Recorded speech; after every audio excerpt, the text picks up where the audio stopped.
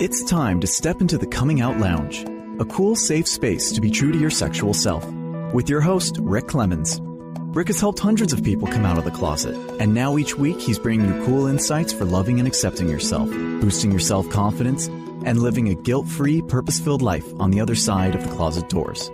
Cuddle up with yourself and get ready for heartwarming coming out stories, ideas for living authentically, and tips for being fully self-expressed.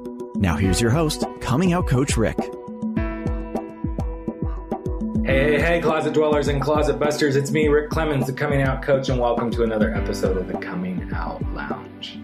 And today we're going to take a little walk into the arena of sexual freedom because I believe that sexual freedom is one of the most liberating pathways to helping you begin to live authentically. Doesn't mean you got to start there, but it actually can be a starting point. And suddenly once you have figured that out, other things in life begin to be very authentic. And so we're going to talk about sex, we're going to talk about love, we're going to talk about relationships, and you know what, while we're at it, we're probably going to address some things around guilt and shame and frustrations and abusive relationships and on and on and on and on. And as we're talking about all those things, I know sometimes we all feel yucky and uncomfortable in that arena. But I've learned through my work and through the work that my guest, Deva Logan, does, that when you can talk about these things, life gets so much more interesting, we learn so much more about ourselves, and we learn a ton about those around us. So my guest is Deva Logan. She is a very, very sex-positive woman. I've already learned this from her. She works a lot with dating and love and relationships, and she's just the kind of gal that can bring a lot of different perspectives how, when we liberate ourselves into our sexual freedom, it actually opens up a lot of other doors that trigger life changes. Welcome to the Coming Out Lounge, Miss Deva Logan. Thank you so much. I'm so glad to be here. I'm so glad to have you here. And the moment that you and I kind of had that first initial conversation and talked about the things that we could potentially talk about, I just knew this was going to be a really cool conversation to have today. And so I'm really glad we're here. And so let's kind of dive in. Let's start, with what really brought you to this work, Deva, because I know some of it, like most of us, it's coming from some personal experiences. So wherever you'd like to dive in and give our listeners some insight. Well, I have always been sex positive. I've been talking about sex and relationships all my life. My mom was a single mom, so she taught me very early the correct names for my body and how the body works. And so as I got older, it was just a topic that very much fascinated me. Mm-hmm. So from then on, I got married, got divorced, went on this whole sexual revolution of exploring my own sexuality. And I realized that I did mine very early. I was about 21, going into 22, when I began this journey of sexuality and discovering my own sexuality. And so it just kind of progressed and progressed and progressed. And people would come to me and talk about their relationships and their experiences. I worked as an escort for a while. Then I got diagnosed with herpes. So that was a whole other experience. I've been in domestic violence relationships and dated, and I watch people and I've lived life and I've always just done what felt right for me, always been myself. Yeah. So that's pretty much kind of how I got here, the shortened version of it. Yeah.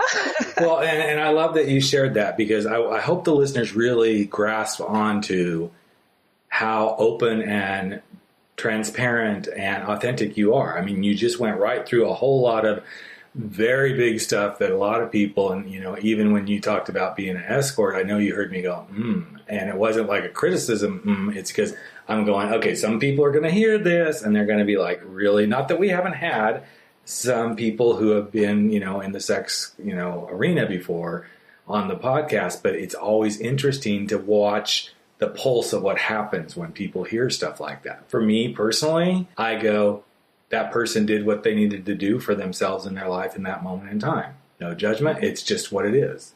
And when you openly talk about, herpes and everything, it is just what it is. When we start to criticize each other and put these, views of who someone must be, if, oh my God, if that's what they have, it just, well, it infuriates me. That's what it does. It pisses me off because it's just something that happens.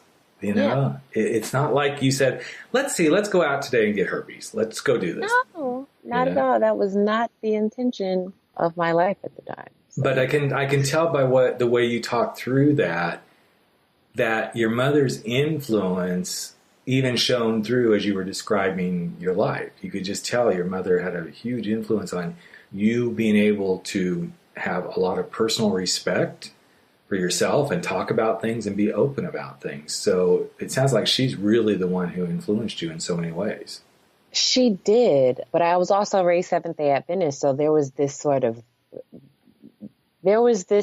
of dichotomy happening of we don't talk about sex. Yep. However, this is your body and this is what it does, but you're not supposed to have it and we don't talk about it. Right. And if you do have it, you're not necessarily a bad person, but you're a sinner. You can ask for forgiveness, but this is what your body does. So that experience growing up was a huge dichotomy of do this, but don't do this. And you need to know this, but don't do that. And so it's very hypocritical. It is. It is. And I got to the place where I had to accept that my mother did the best that she did what she thought was best. And that's a huge thing in life, in just accepting that your parents, the people who guide you, they teach you what they can teach you and what they don't know and what they have chosen. They can't do what they can't do, or it's just not capable for them. So my parents were 40 and 45 when I was born. So they had grown children and all had raised their children. And so my parents now will be 75 and 80 this year. And I'm 35. So they were raising, being born in the 1930s and 1940s, raising a child in the 1980s into today. Yeah. Like, they're just huge different dynamics of how they were raised and then how they chose to raise me within the constructs and years and dynamics and generation of being a Generation Y or millennial, whatever they want to call us now. Yeah. And so that all these pieces have fed into who I am and why I am the way that I am. Mm-hmm. I get it, because I was raised Seventh-day Adventist too. And it's one of the, and I'm going to put this in a frame of, I think this is very common in any religious belief system, that you bring forward that belief system, and then there's that moment, even if you continue to participate in that belief system, that you awaken and decide, okay, yes, this works for me or this doesn't work for me. And then however you move forward with that is where the entanglements of life start to meet you. Even as, I sit here today in 2017 looking ahead to, okay, what's going to happen, with our country and in our world. There's pieces of my upbringing that influence that perspective right now. There's not things that I'm going to say, yes, I'm embracing about being raised Seventh-day Adventist, but there are pieces of it that I go, I kind of see some of this actually happening. So it's really powerful. And as a parent myself, what you just said about, our parents do the best that they can. It takes me back to a statement that we talk about a lot in the coaching program that I went through, is accepting that everyone is doing the best with what they've been given. Mm-hmm.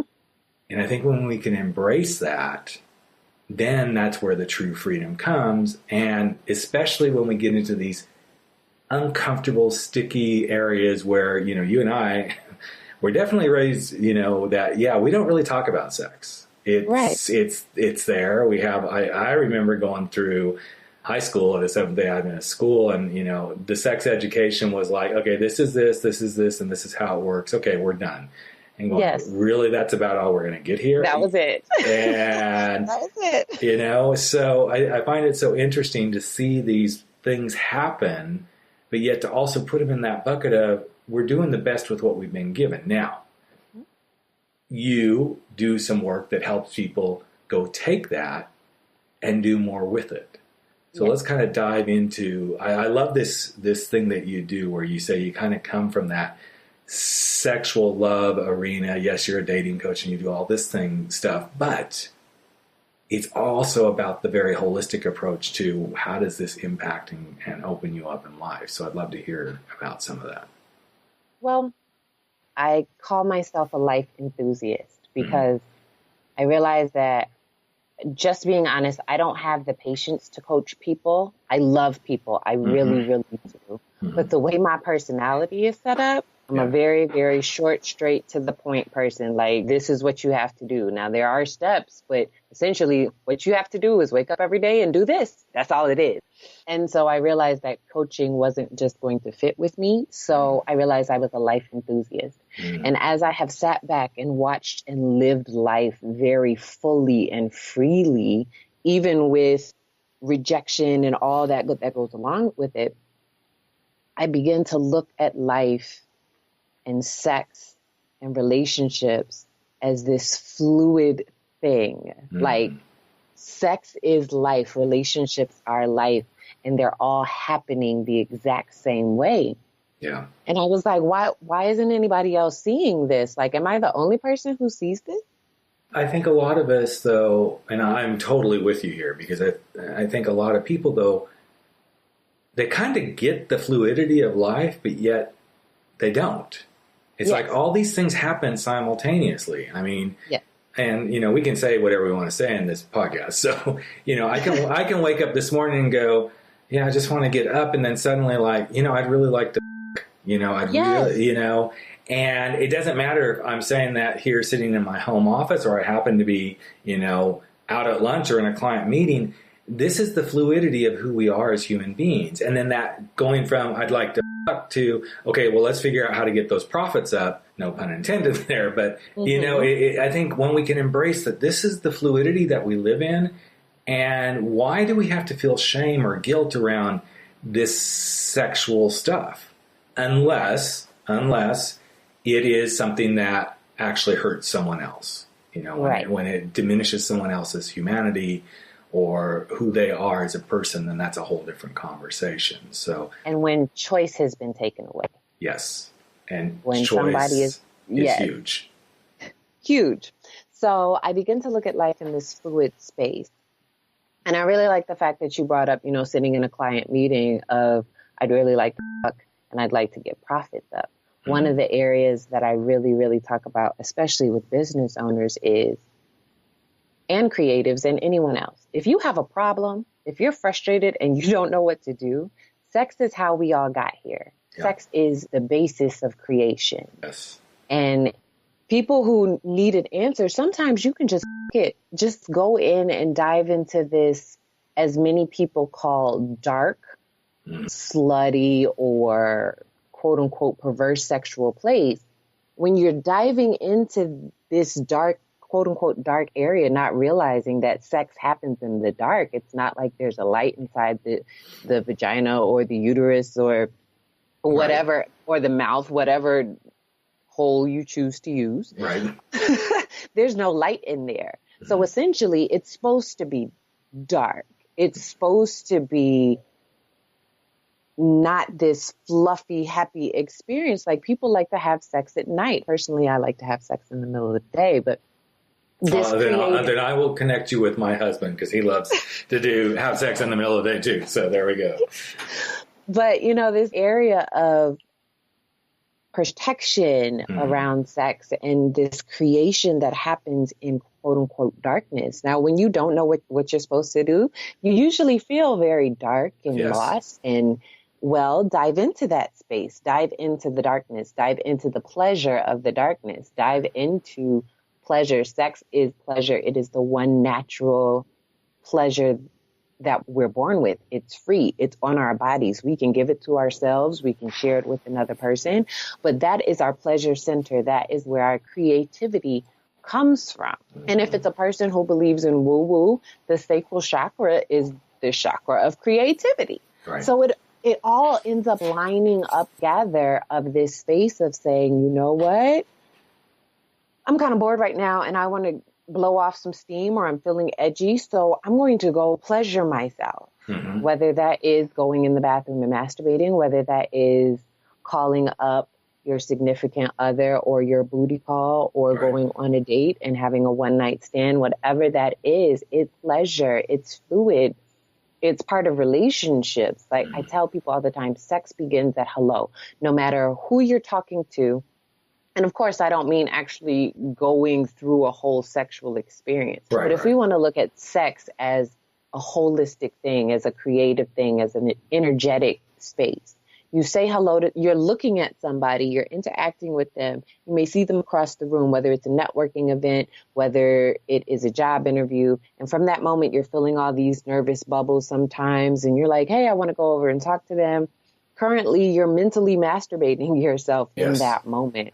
And then when you walk over to them, the seduction, the flirting, the romanticizing of each other begins. You start relating to one another. You start talking. You start engaging with one another. And then eventually you're trying to move to a place that is happy and satisfying for both parties, whether it's a business deal, whether it's a friendship, whether it is dating, whether it is actually moving to sexual pleasure. All of that is happening at the exact same time. And it's all sex. It's all different forms of attraction. It is.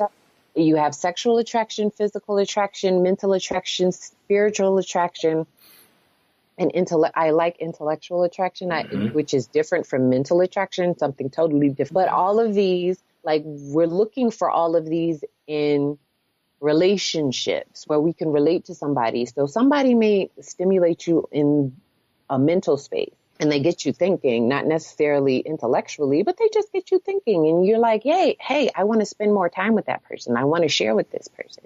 That essentially is sex. You're having sex with people consistently on a regular basis.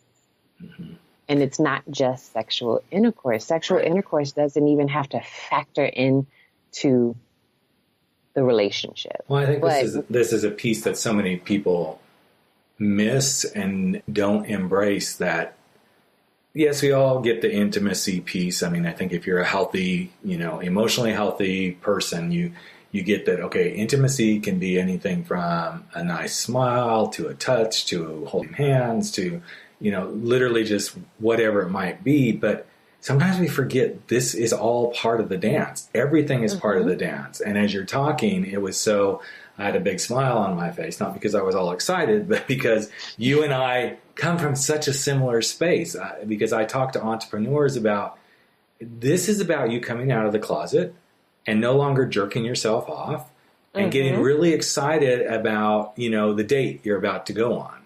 You're getting ready to figure out if being an entrepreneur is really what you are. So look at it as if you're dating the possibility.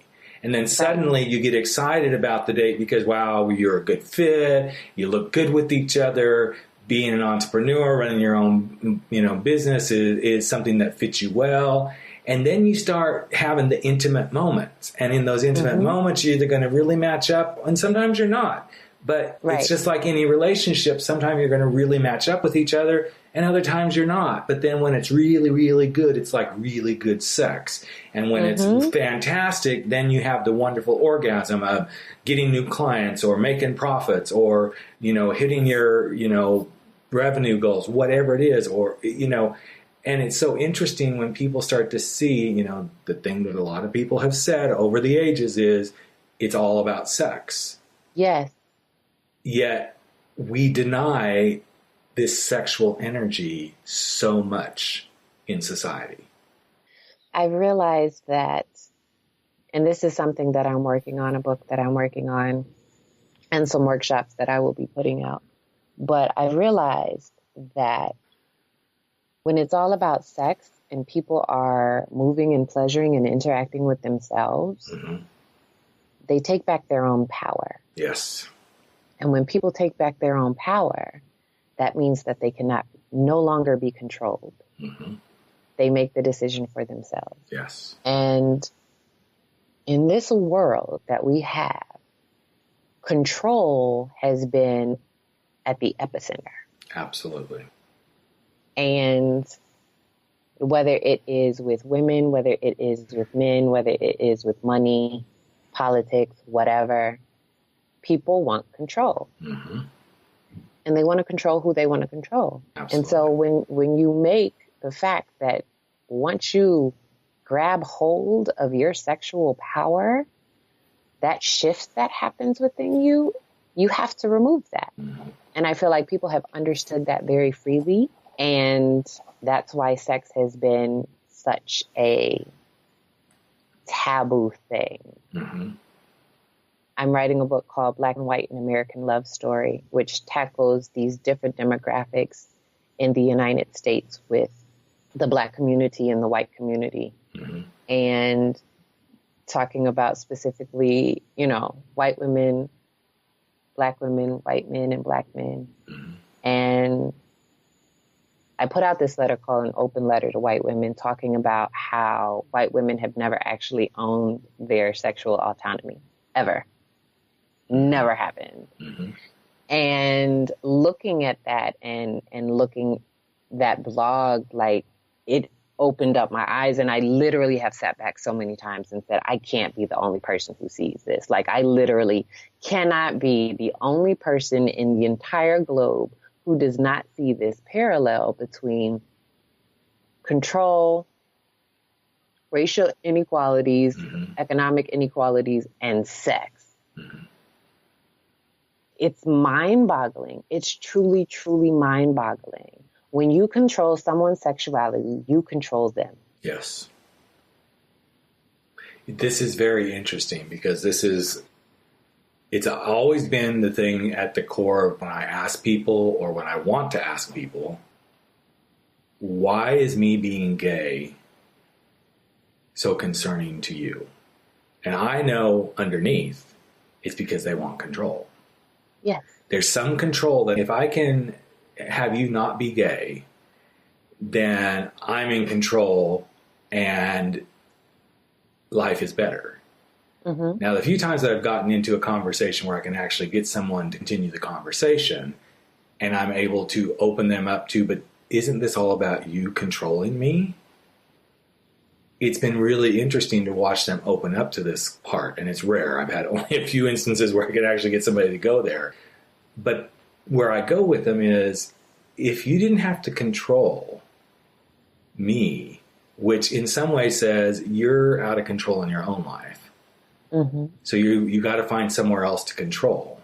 And mm-hmm. I especially like doing it so because we both were raised in Seventh-day Adventists. So I've had a few of those conversations. Mm-hmm. And I've said, here's the thing. In some way, you want to control my sexuality and help me come out of this thing you think I'm doing that's so wrong, because there's something you're not able to control in your own life that you can't justify. So you're projecting this out onto me, and if you can make this happen by me changing, then it keeps your stuff hidden.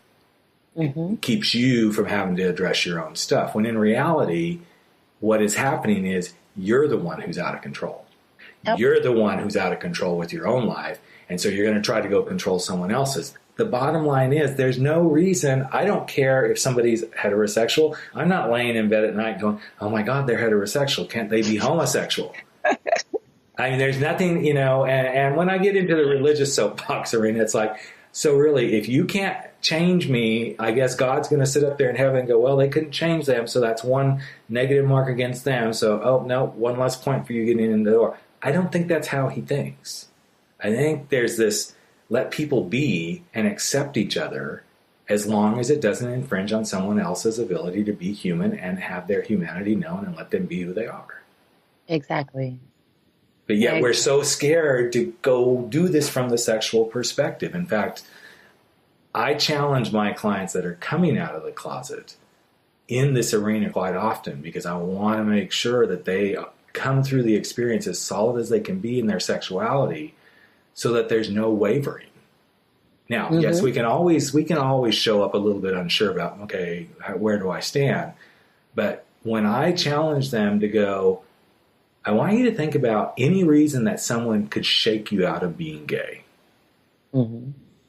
And it's always one of those things where they kind of get annoyed at first that I say that. Like, well, why would you question me on that? And I say, because somebody is going to question you on that. Mm-hmm. And it all operates from this really weird space of, it's all about sex again. Mm-hmm. Whatever people think, you brought up at the very beginning of the episode, about, being an escort and, having herpes and things such as that. And I know people, who hear that may immediately go to judgment because, oh, what a sexual slut she must have been. When somebody hears somebody's gay, they go, oh my God, I can't believe they had that kind of sex. Yet people, they don't grasp this. There we go. It's all about sex. If you didn't take this to the sex place and just accepted someone for being, okay, that's who you are, it's so much easier to move on. Right. So I'm really fascinated by this book you're writing. I think that'll be really powerful because I think you're right. I think there's another piece of it, too, that I've observed in the lesbian community, that a lot of times lesbians get knocked down because they have accepted so much more of who they are sexually, and they're willing to embrace it. And so then people get all over it. So I'm just wondering, for you and your ability to be who you are in your sexuality, what are some of those challenges you found by being this very open, sex-positive person around other people? Like I said, I've been talking about this from a very early age. So it started with me at 7 because I went to school and my mom had given me this book. I read this book and it had penises and vulvas and vaginas. And I went to school talking about this book. Right. And I got labeled as the fast one. Because mind you, I went to private school from homeschool till college. I was like, I'm done with y'all for college. I'm not doing it anymore. And I got labeled as the fast girl, the girl who was going to be pregnant by the time she was 16. And I was never going to get married and blah, blah, blah, blah, blah. I was also the first girl to get married from my church. But that was the label that was given to me. I mean, to the point of parents that didn't want their kids playing with me. Right. Come up to the school and say, keep my child away from this child. And to have that because I'm just being myself. And my mother wants to teach me about my body. Right. But this level of shame that was placed on a child. Yes. And having to push through that and fight through that from such a very early age, it just drove me to be myself even more. And then when I decided to come out that I was no longer a Christian and that I was getting into a polygamous relationship, ooh, buddy. Let those doors open and coming out of the closet big time there. And people leaving my life and people questioning me. I'm like, listen, I'm just not a Christian. Like, I think Jesus is cool people. So I just don't believe in Jesus the way you do. Yeah. Can I live? Yeah. Or when I got divorced and everybody looked at me and said, it's completely your fault. We knew you were too fast. We knew that he couldn't stay married to you. I'm like, for real? Like, the sole responsibility of an entire marriage set on this 21-year-old shoulders? Really? Yeah. Okay. It's so interesting because, and this is where true projection shows up. This is where what somebody's saying is 99% of the time not about you at all. It's all about them. There's some desire they wish they could be fast. I know that sounds weird, but it's probably true. In some way, they wish they could be more free, more spontaneous, or they wish they could escape from something that's not working for them, or we could go on down the list. But it's those moments, and the people who listen to this podcast have heard this numerous times, but I love bringing it up over and over and over again. What somebody says is all about them. What you hear is all about you.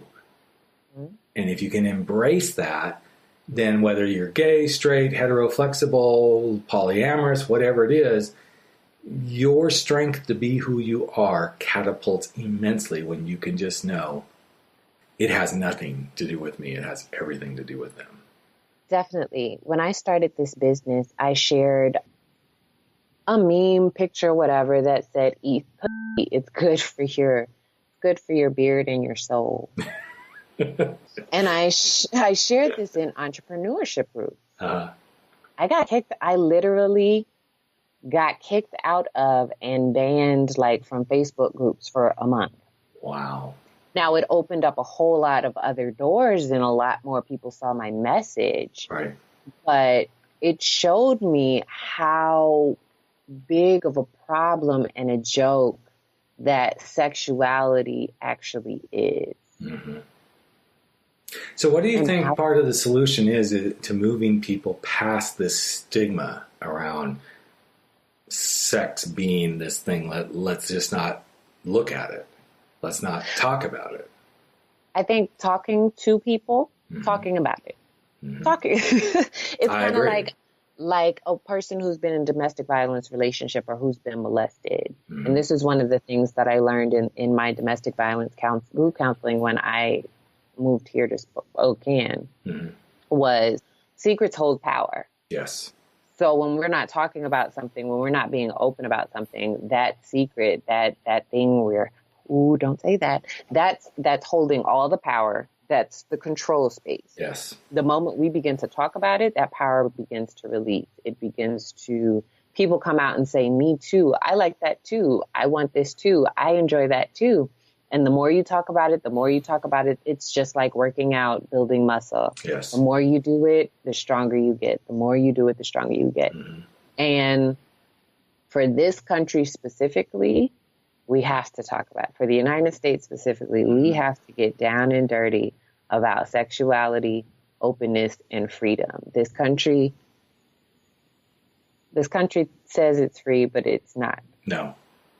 It's not truly free. Not truly in so many ways. And for me, I agree with you 100% because this is the one arena that I always go. If we weren't so hung up on sex and sexuality, I think it would be such a different planet. Yes.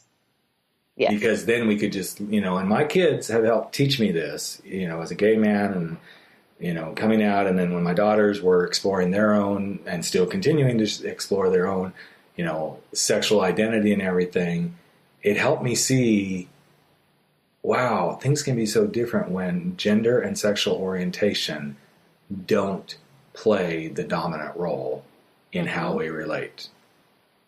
Yep. It's so different.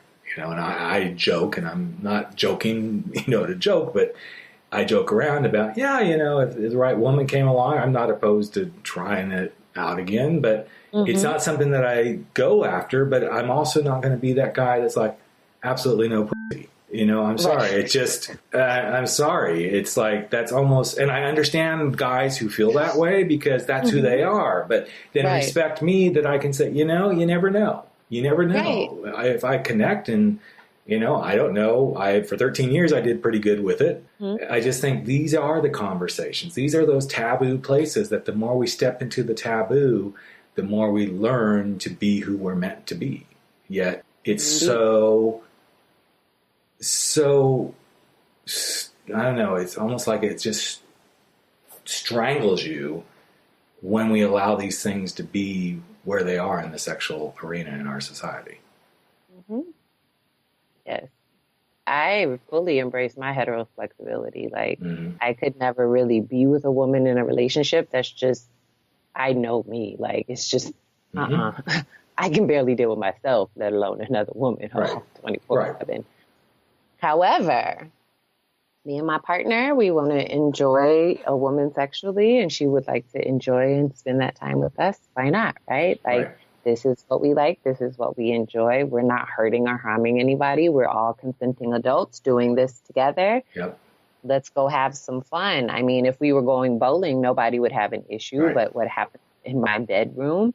Yeah, no. But I think the stem of this is, I've seen this in my own community, and I probably will get some hate mail from about what I'm about to say here, but the moment that we were allowed to be married as gays and lesbians, it suddenly became, I've got to be married and I've got to be in this faithful relationship. And I heard this a lot from a lot of the younger generation, and I'm like, yeah, good for you.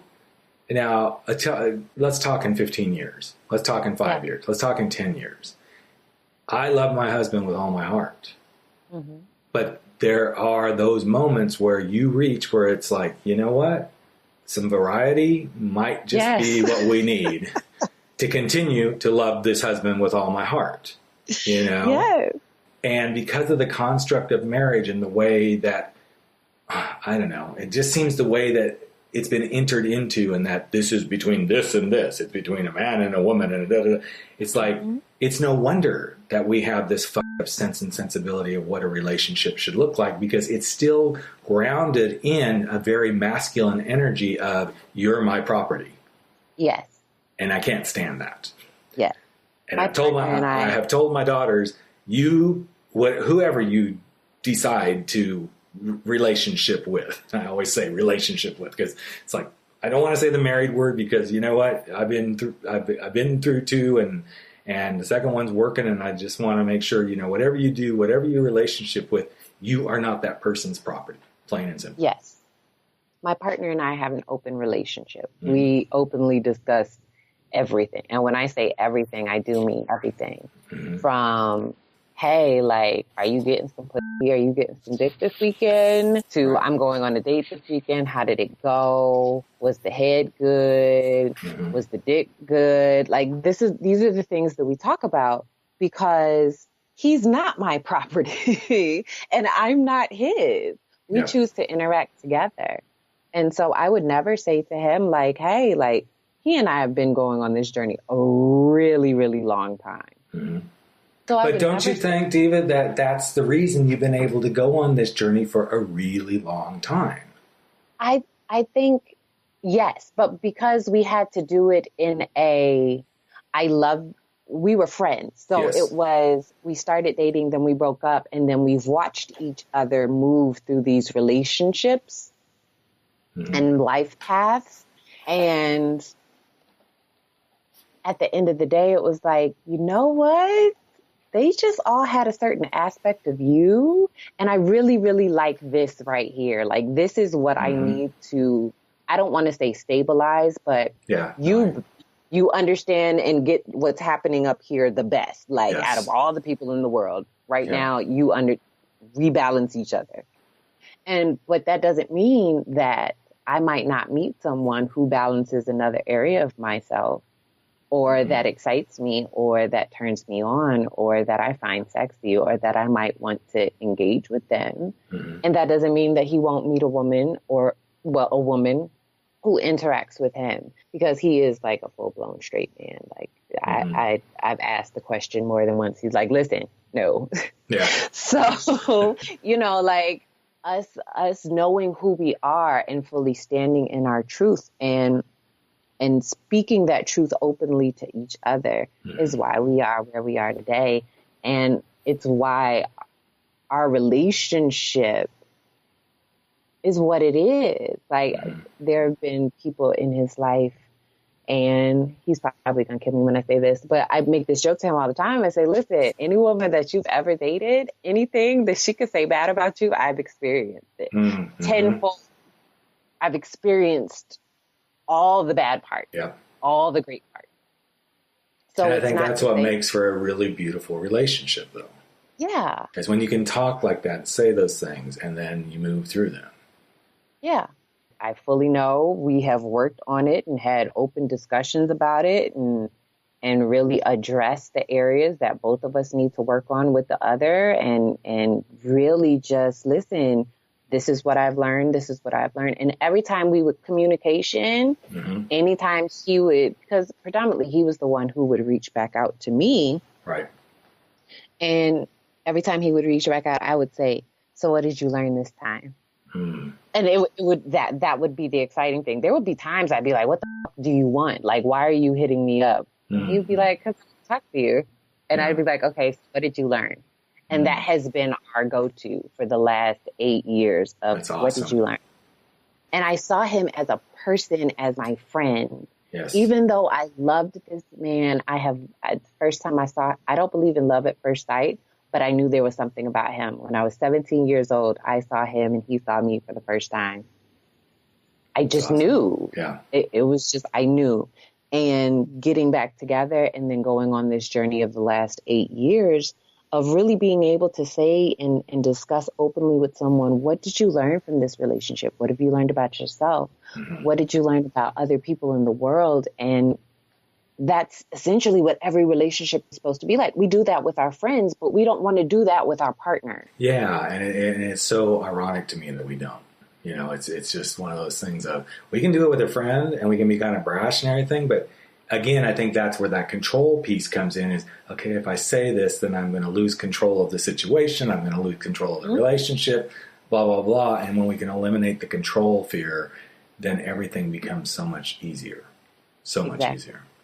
So this is the Coming Out Lounge. And as we always wrap things up, and you kind of just said something that I think may be the really beautiful piece of advice, which is, what did you learn from this? To ask yourself that question. But I always ask my guests to, if you could give the listeners a piece of advice about being who they are, coming out to be who they are, or, taking their time to, figure this out. What would be something you would love to just kind of leave the listeners with based on the kind of work that you do that would help them get into love, have that open conversation?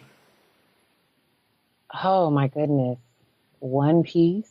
Yeah, I know, it's hard. One piece of advice would be, everything is an illusion. You create your reality. Mm-hmm. I always love that. It's one of the core pieces of my training that I got as a coach was that this is all an illusion, and that whatever you want, you create. The good, the bad, and the ugly. Yep. So whether it's I have my friends who call me up and coach me, and I'll be like, okay, tell me what you want. And they'll be like, well, I want this. And I'll be like, no, get specific. Like, what do you want? Mm-hmm. And so in this space of understanding that everything that we've been taught from our parents to society, it's all really an illusion. We can create whatever we create. So you just have to get clear on what you want and sit down and get specific. If you want a man with a big dick, mm-hmm. or a woman with a who eats well, or whatever it is that you want in your life, get specific on it. I used to say I wanted a man who was like Tupac with a degree from Harvard. And when I got that man, he was not what I wanted. I'm glad I got him. Yes, but if you hadn't got clear so you could find out that that's not what you wanted, then you wouldn't be able to move on and figure out what you do want. Exactly. And I love this. I think that's such a beautiful way to wrap up this episode of the Coming Out Lounge, because you just gave a really huge value bomb of getting really clear on what you want, which is so difficult at times. But when you can get clear, then you can figure it out. You can manifest it. You can get what you want. And then you learn from that. And if it works, great. If it doesn't, then you get to go learn what you want from that. That's the beautiful piece of really defining who we are. So if people want to connect with you, your website is Deva Logan. That's DEVA, V as in Victor, A, Logan, LOGAN.com. And I would love to have people just reach out, look at some of the stuff that Deva does, how she can help you in relationships and all these different things. And especially, if you're struggling with your sex life and going, okay, how does this affect other areas of life? Trust us, and I do mean us because Deva and I do similar work, that you may be having trouble in your sex life, but actually may be emanating from your career. Or you may be having trouble in your career, and it could be emanating from your relationship. It's all part of the holistic approach of who you are. So just want to say thanks for taking some time out to be here with us on the Coming Out Lounge today, Deva. It's been a really enjoyable conversation. No problem. I loved being here. And come find me, guys, on Facebook, like that, at Facebook and Twitter and Instagram. I love interacting with people. Yeah. I love talking. I talk to everybody. As long as you're respectful, come see me. And awesome. I'm so glad you had me here. I'm so glad I got to share with somebody about what it's like growing up Seventh Day Adventist and finding your way. Mm-hmm. And yeah, this was great. I'm so glad you had me on. I'm glad too. And we'll have all of Deva's connecting points on the show page. You can catch them there. And until next time, just keep stepping out, stepping up, and stepping into living your most powerful truth. I'm Rick Clemens, the Coming Out Coach, and we're wrapping up another episode of the Coming Out Lounge. Have a great week, everyone.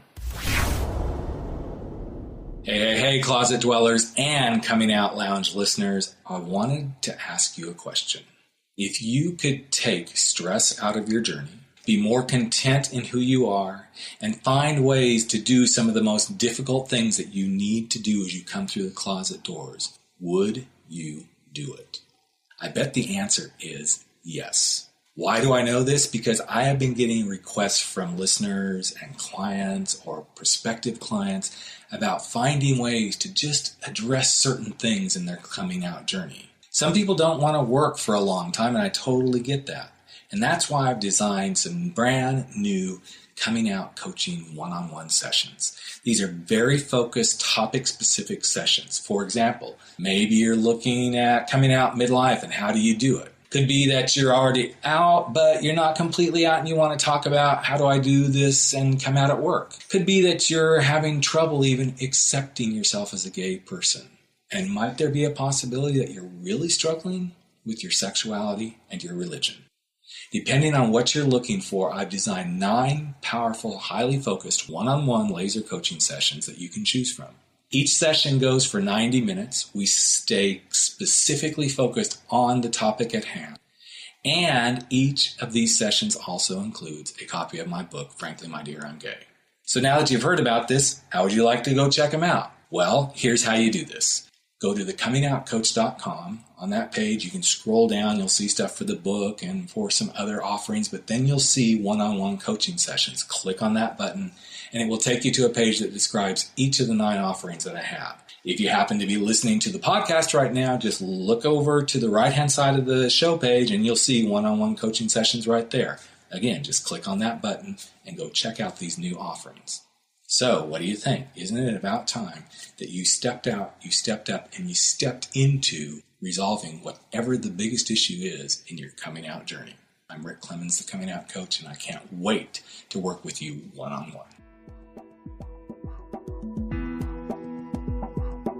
You've just experienced the Coming Out Lounge. Go online to www.comingoutlounge.com to learn more, and tune in again next week for more stories and tips for being true to yourself.